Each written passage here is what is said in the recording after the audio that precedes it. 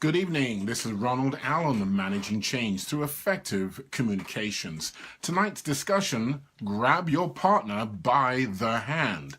Absolutely. And you should be showing, illustrating, explaining, and even, as they say in training, I do, we do, you do type of instruction. In the world of family dynamics, this is do as I do and say, so that the true meaning of a partnership, and we certainly can look at that in business and in family dynamics, is illustrated by your behavior. So I'm going to share with you tonight a relatively simple process, yet because of some of the baggage that we carry, and we'll explain some of that, you will begin to be able to use this method. I can categorically say it works because of my own experience, because of using it in the business world. So when I say my own experience, personal, private, and then in the business world where you and I can test these processes, these thinking, the application, because that's really what takes hold.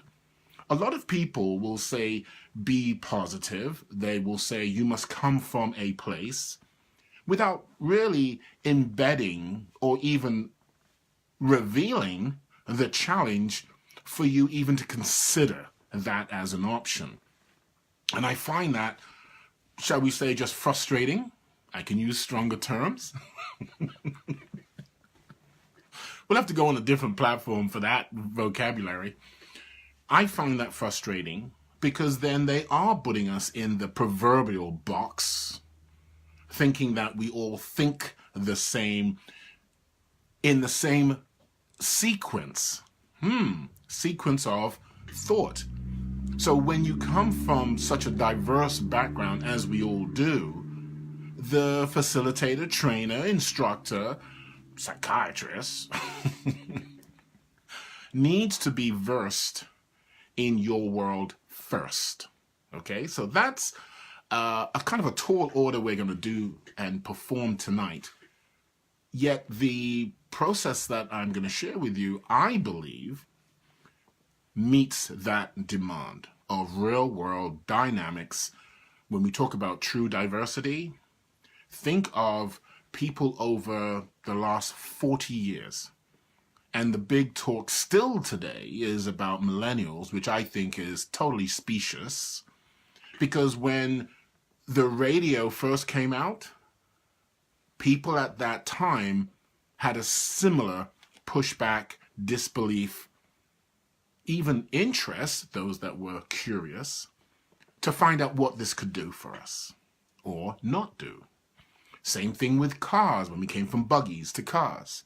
When we went from the dial-up phone, which I do remember, even though we never had one in the house, to push button, to remote with the 40-foot, well, it wasn't cable, but the line, it challenged our perspective of what is possible, what was therefore available, and even certainly today, how technology is driving so quickly in so many different areas, not just quickly forward, advancing what is possible, rather and moreover, in so many different areas. Take any area of the life that you lead, take any area of the environments that you're in, and most importantly, take your day-to-day engagement in life, with life.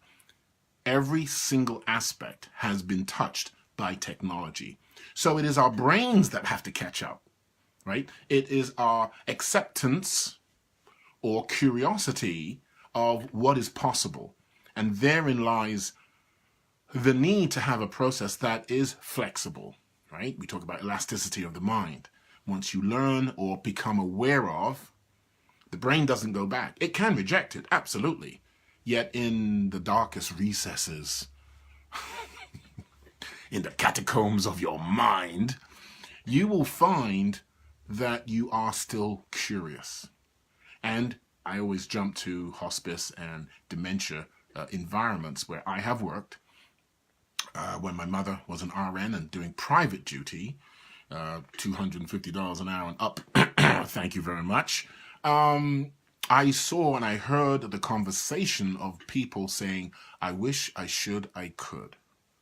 And I think that has probably been a very significant driving aspect in my life, that no matter how many times I circumnavigate the sun, I will have